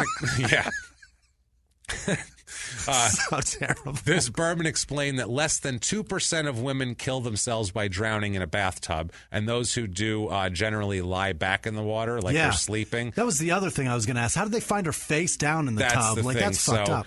His opinion that he testified to was that she did not die by suicide. Of course, there was a lot of objections and all that sort of thing, but it is what it is. They did a whole hearing to see if this was admissible, and they said, well, you can present a witness to the contrary if you want. Yeah. So he presents a witness that doesn't. The witness he presents is a guy named Dr. Michael McGrath. I don't know what kind of. He's a clinical psychologist, and he doesn't offer an opinion on her state of mind. He just offers her an opinion that Berman's full of shit. So that's his opinion. Guy doesn't know shit. Yeah, but tell me about what's the psychology between an overweight person and being found different. But his methodology sucks. That's what he said. That was the guy out there and did Tell me about somebody that's overweight being found naked. No, that's not what I'm here for. That guy's an asshole and he's wrong. Yeah, it's fucking unbelievable, man. They do the church's computer.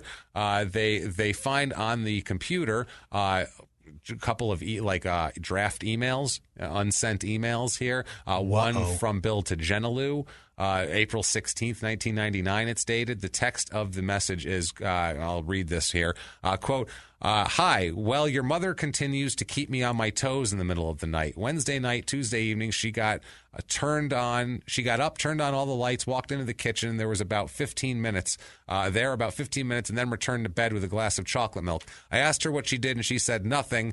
This was about 2 a.m., and then about 3 a.m., she did the same thing. Then about 4:30 a.m., she did it this time after about 10 minutes. I got up to check on her.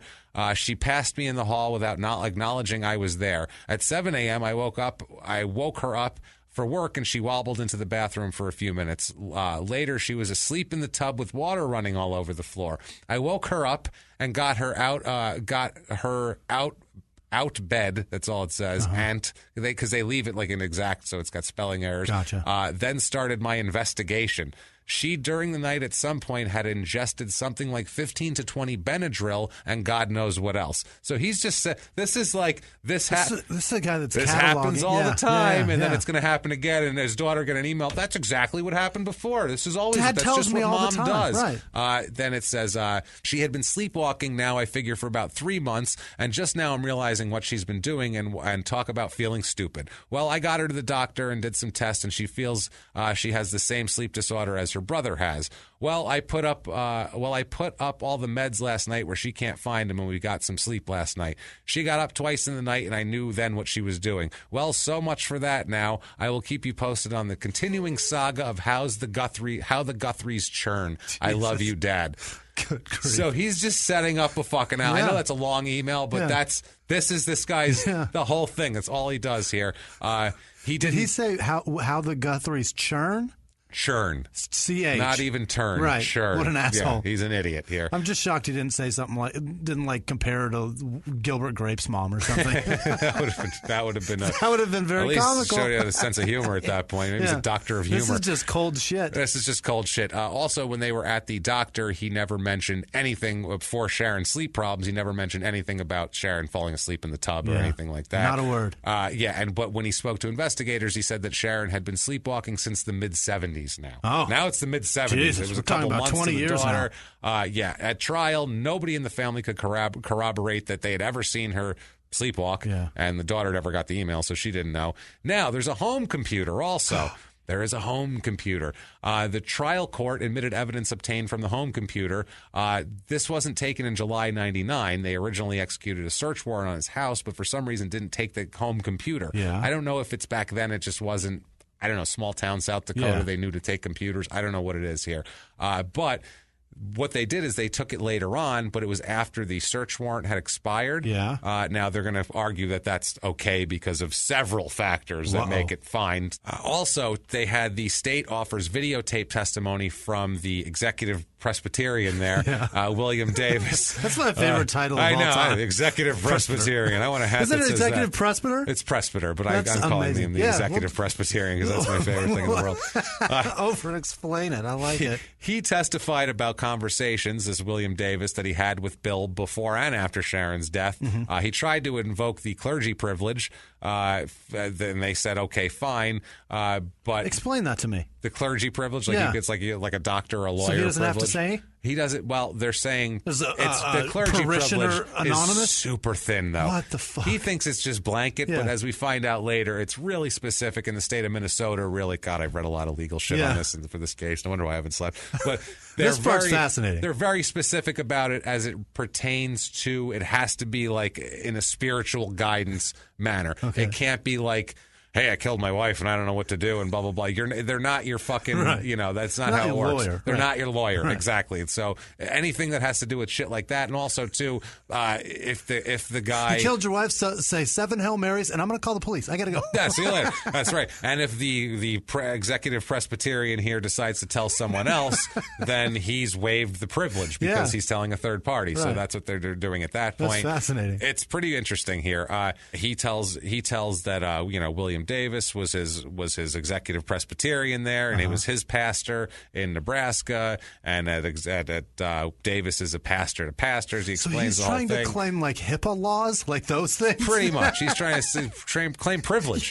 He's trying to claim privilege like it's a lawyer or a psychiatrist or something. It's wild here. He's trying to say, Bill is trying to say that these were protected conversations because he's my pastor, right. And he's, was the church superior, and the state's like, no, you haven't worked for that guy for 3 fucking years. Yeah. You hardly ever talked to him. You didn't reasonably believe that he was still your minister. Right. Like, you don't even live there, and they said you talked to him like twice since you've been in You're just telling South a friend. Dakota. You're just telling a guy who you think won't judge you because he's a fucking pastor and he knows you. Bill only spoke to this executive Presbyterian once during the first year he was in Wolsey. So God, it makes me laugh so much. Executive Presbyterian. And the executive Presbyterian was informed of Sharon's death from another source. Not like Bill called him. Really? To be like, oh my God, my wife died.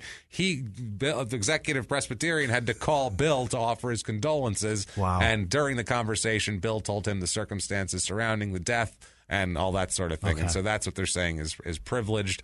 Also, the daughter, Suzanne, in June, along with her husband, went to the sheriff's department and said that she wanted to get the truth out, and she'll record a conversation with her father and try to get it out of him. She doesn't give a fuck. She didn't know whether her father had contacted an attorney yet or anything like that. So she talks to her father with a hidden tape recorder. Yes. And tries to get answers in July of 1999. She broaches the subject of suicide. He really didn't do anything. She said he appeared nervous. He wouldn't make eye contact with her. 2 days later, though, he comes to her workplace, and he tells his daughter Suzanne that the night before Sharon died, Bill told her that he was having an affair and he's going to divorce her. And he says Bill tells his daughter that Sharon responded with an anxiety attack and said that he, quote, suspicioned her death was a suicide. Mm-hmm. Suspicioned. Yeah. He suspicioned it. He's a dipshit. Yeah, he's a dipshit. He suspicioned it. I got suspicions on it. Oh, that's actual words. Never mind. That's the proper correct. way to use it.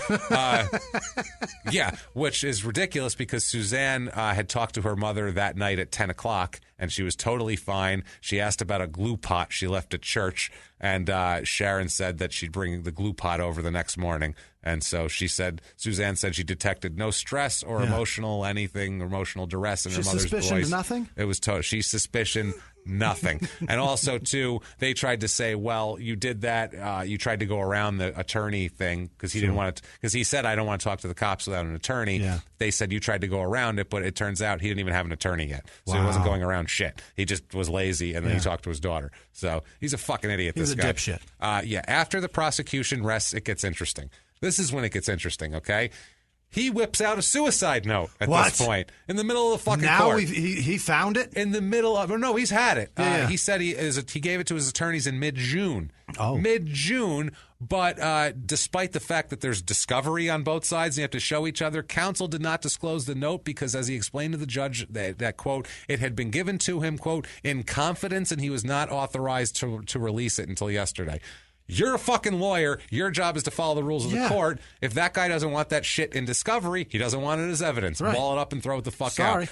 He said it could be either it could be for guilt or for innocence. We don't know what the fuck it is here, basically. He said it didn't occur. The counsel said it didn't occur to him to have the note examined for fingerprints. Which is funny as fuck. And then he saw an ad in the newspaper for a lady who does a fingerprint business. And he said, maybe I should do that. Maybe I should get it fingerprinted. The note is admitted over the state's objection. There's a whole thing with fingerprints. It's ridiculous. Guthrie takes the stand, actually. Bill is allowed to take the stand for a limited scope of questions about how he found the note, just to see if it's okay. He said he discovered it in the church office on June 10th, 3 weeks after Sharon drowned. He said, quote, it was written by Sharon and placed in the liturgy book. I don't know what that is. I know shit about church. I don't know. Don't look at me. I don't know. I'm not that's true. That Sharon and I used for preparing bulletins. So she stuck it in there, is what he said. He said he told no one but his attorneys and a fellow minister in confidence and counsel. 5 days after finding it, he said he gave it to the defense counsel, but never mentioned it to his family or anything else. It's an unsigned note. It's addressed to her daughter. It's May 3rd. Unsigned, though. Unsigned. It's dated May 13th, 1999. Dear Suzanne, I am sorry I ruined your wedding, because they had an issue at the wedding I told you about.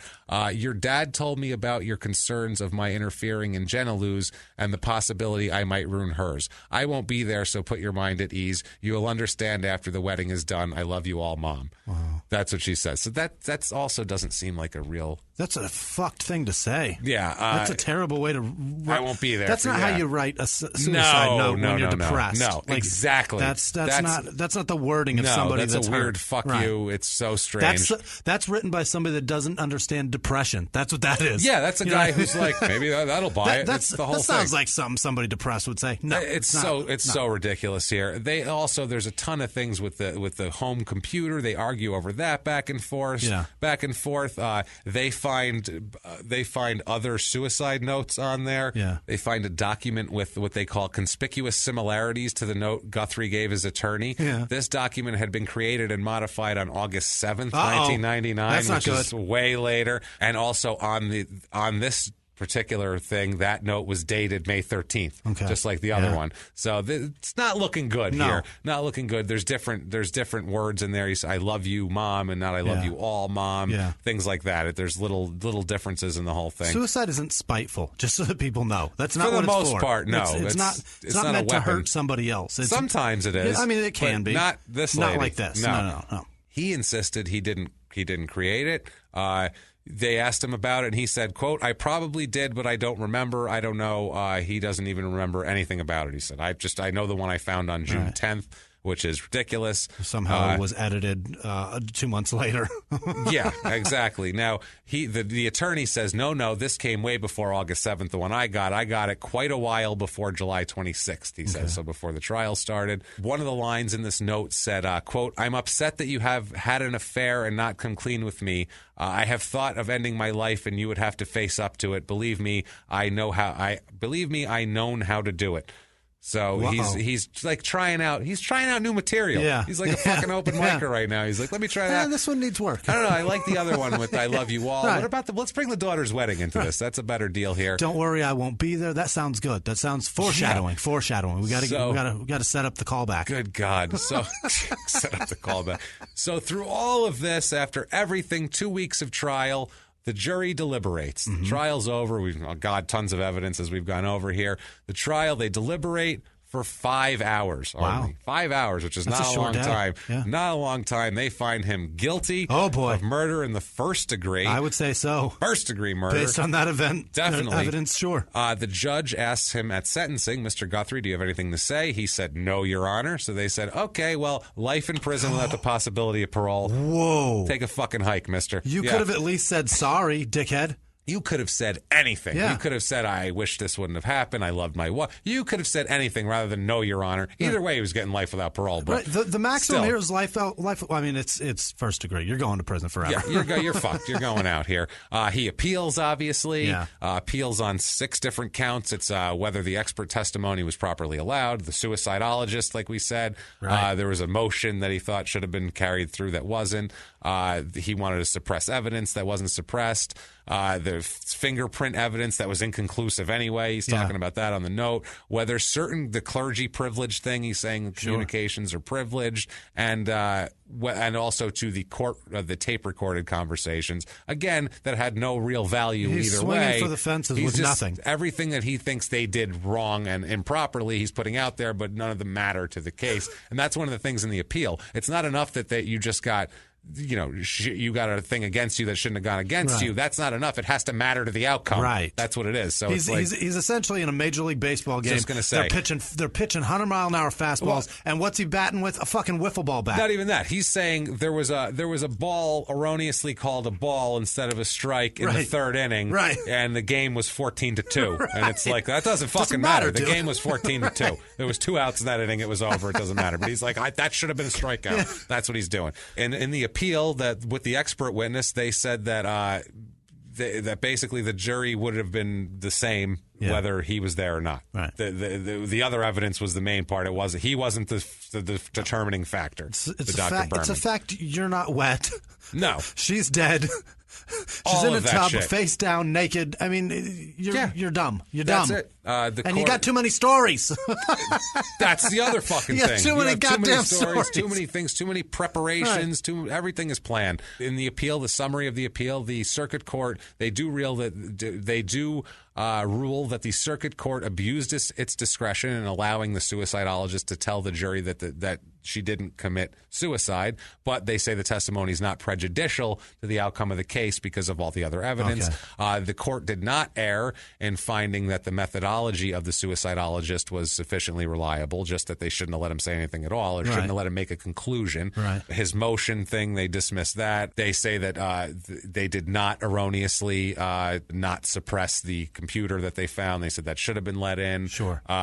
Basically everything. They say that it's not only part of the portion of the testimony of the executive Presbyterian was privileged, and that the statements within that privilege were waived because he talked to somebody else. Yeah. And also, they find that the circuit court did not abuse its discretion in allowing the jury to listen to the audio tape and be read a transcript of this tape, which had nothing that made him guilty. Right. So, judgment, verdict affirmed. Right. Take a fucking hike. Right. You're gone. They affirm the conviction. 2009, he gets another appeal going for a new trial. Oh, my God. He wants a whole new trial. New trial. He's saying his constitutional rights were violated when the investigator searched his computer. We have a quote. His attorney says, quote, "They didn't say in here that Guthrie was known to have used his computer to communicate in some fashion or what kind of information he stored on it. This is just what it says. We would like to see. We are curious." He's saying that they just want it. But also, they say that, well, if he was using all sorts of alternate means to talk to this woman, to have an affair, letters, phone calls from the church, all these, it's reasonable to think that he would also be using the computer for that. Yeah. So it's actually a reasonable thing. They weren't just dicking around in there. Right. Judge rejects his request for a new trial in the death, so he is stuck in there. Conviction, solid, done. Conviction upheld. Upheld. Go to prison. No new request. Go to prison. This was in 2009 was that last one. And then July 18th, 2011, at 66 years old, Bill dies in a South Dakota State Penitentiary in Sioux Falls. Yes. Prison officials did not immediately release details about the inmate's death, but it seemed like it was kind of a natural causes type thing. All right. So he died in prison. At 66. 66. Shit happens. A young guy. Not as young as 54, like his poor goddamn wife, who probably still be alive. Poor Sharon is buried at Fairview Cemetery in Scotts Bluff, Nebraska. Poor lady. I feel bad for her. I feel bad for those kids, too. No doubt. That sucks, man. They grew up, I'm sure. Somebody had a wedding without their mom at it. Definitely. And because their dad's a dick. Well, think about, too, they had to have grown up with an idealized picture of their family where the pastor, it's all a lie. It's all a big fucking lie. It's all a big plastic. That's why I said he's plastic out on the lawn, man. That's exactly what it is. And they had to kind of think, fuck, man, that's my parents. And my whole My whole childhood is a fucking sham. Everything. My whole vision of what the world was and what we are in it is all just gone. And these people, lucky they were grown-ups anyway. That's helpful. But that is Wolsey, South Dakota. My goodness. And that is the poor Guthrie, the poor Guthrie, and then Dickhead Guthrie, and the Executive Presbyterian, and everything else. Dr. Dickhead Guthrie and his Executive Presbyterian counselor there, or pastor, whatever he was. Holy shit, that's a mess. That is a sweet Pete. Good God, watch out. Keep your chocolate milk under wraps. No doubt. There's no seal on a chocolate milk. You know what I mean? That's you what make it was. that. Yeah, she had it. No, bad stuff. If you enjoyed that story, I sure did. I enjoyed it, and I enjoyed it a lot. I stayed up for days. I liked it so much. Please, what you can do to help us out and tell us that, you can get on iTunes. You can give us 5 stars, and it would make us the happiest 2 fellas on the face of the earth. For real. And if you want to make us even happier than that and make us just excited and God, beyond the moon grateful, you can go to patreon.com/crimeinsports and you can make a donation there. Also, you can go to PayPal and use our email address, which is crimeinsports@gmail.com, and you can make a one-time donation. And honestly, we can't tell you how appreciated that is, because like we said, we're getting turned over and shaken out, and you guys are making it so you guys are saving the day. You're saving the day. I got Thank 5 you guys. pages of producers today. 5. I don't know what else to tell you guys about that. It's just so amazing. Thank you guys so much. If you want to get a hold of us, you can do so on Twitter @MurderSmall, Facebook.com/SmallTownPod, or crimeinsports@gmail.com, like we said. And here are some people who have donated this week. It's a long list, and we've taken to calling them our producers, basically. This is like the credits for our show. People that really get it done. Because they make the show actually possible. Jimmy, hit us with that list, would you, brother? We have Laura Sanford, Sharon J. Thomas, Rochelle Ward, Jason Scott, Kimberly Stiles. I think that was Stiles. It looks like Stiles. I write like a fucking toddler. Jesus. Alyssa Parrish, Katie Turner, Mo Zeigert, Julie Sackett, Kathleen Thill, or Till. I can't tell which that is. I don't know. Steph upped her donation. Callie French. Kev, the Quant Man Kevins. That's a fucking interesting name. Damn. This one. AOEDE. How do you pronounce that? Aode? Ayod? Yod? I guarantee you, whatever language that is, I guarantee it's a beautiful name, and I'm fucking ruining it's wonderful. it. Yeah. I'm sure it's beautiful, but we don't know. Rachel Powers, Laura Sinclair, Jessica Anna Cohn, or Anna Sony. It looks maybe Italian. I know, and I haven't seen it to know. And I think it's Anna Cohn. I'm probably wrong. Laura Chanosky or Chanosky. Mark Manichetti. That is the coolest Italian name ever. Yeah, I saw that guy's name. I was like, hey, look at him. I know he was called Manicotti forever, and he probably fucking hates it, and I'd fucking spit it out too. If I had friends with that name, I'd be, hey, Joey Manicotti, get over here. Come here. Let's go. Jody Cooper, James Michael, Emily Stotts, Deidre Kohler. She wrote, and her name's spelled really difficultly, and she assumed I would fuck it up, and I think I just fucking nailed it. Which means you were way off. So far off, it's ridiculous. I think I nailed it. That makes them even happier, because they're like, you are nowhere near nailing it. She sent a really nice email. She wants 2 episodes of this a week, and listen, to do that, we need more time in a week. Yeah, we need another 2 days to be invented. If we didn't, honestly, if we didn't have Crime and Sports, we could do it. But the Crime and Sports Crime and Sports takes twice as long as this to do. So it's bananas. It takes up a lot of time. But Deidre upped her donation, and thank you so much. She sent a really nice email that sweet. I'll give to you later. It's really sweet. That's awesome. Mirinda Lynch, Louise sent a donation and a little note saying that she loves us. David Stanich, Jessica Christensen, she upped her donation, I believe. Jess Landgren sent Australian money, which was kind of cool from PayPal. Awesome. Thank you so much, Jess. It felt like God, you helped us so much. I need to go there to spend it. No shit. We need to go there just to thank Jessica Landgren for being so nice to us all the time. Steve Tancredi, or Tancredi, or Tancredi? That's probably it. Yeah. You probably just crushed it. Amanda Nelson, Killian Coleman is a cool name. Amy Blith or Blythe, Summer Borland, Michael Colazzo, Dale Black sent. The Montana. He sent us shirts from Ovando, and then he sent us pictures from the fires up there. He was thankful. Those fires that. are brutal up there, man. You don't see it on the news at all. Those you fires don't. Up not there. A word. Well, not a fucking word. When there's catastrophic fucking hurricanes coming every 2 days, and at a state that actually has people in it's on fire. A ton of them. the middle, a plains land that just happens to be burning doesn't get the attention, even though it should. It really should, because people do live there. Yeah. And So thanks for he's a firefighter up there, so thanks for what you're doing, Dale. Kimber Votour, or Voter? Anyway. I'm an asshole. Anyway. Susan Bradow or Brado, Sarah Robert, Paul Hovey, Angel Echevarria. That's a kick-ass name. Not bad at all. Allie Tewksbury, Sophie Jones. Hey, why the face? I like that so much. Carl Cieslewitz.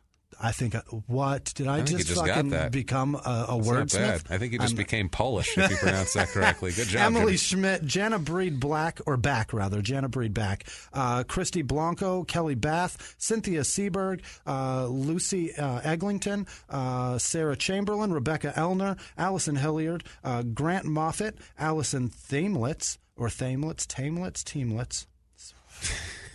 I think one of those has to be close. One of those is definitely Allison. Lisa Velasquez sent a donation. Then she sent a really nice email that I'm going to show to you as well. It was incredibly That's so cool. just. She loves the shows. That's basically great to hear. It really is. Dario Moya, Madeline Sneed, Taj Mahali. That is the coolest fucking name ever. That's a legit name. It's great. That's a dope name. Samantha Heskett, Amy Lowe, Annette Wright, Sarah Gilbo, Wanima Van.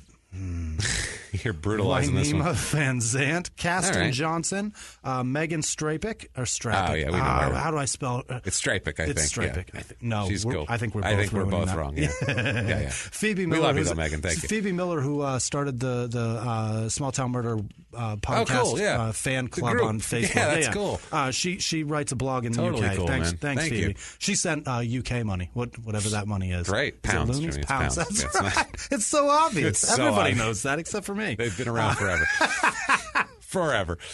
Daniel Mertz, Robin Joyner, Jill Crosby, Carolyn Jackson, Kat Power got a job. Congratulations, asshole. Good for you, Kat. Gregory Becker, Christy Ann Costaldi is a sweetheart. She's the best, too. She sends...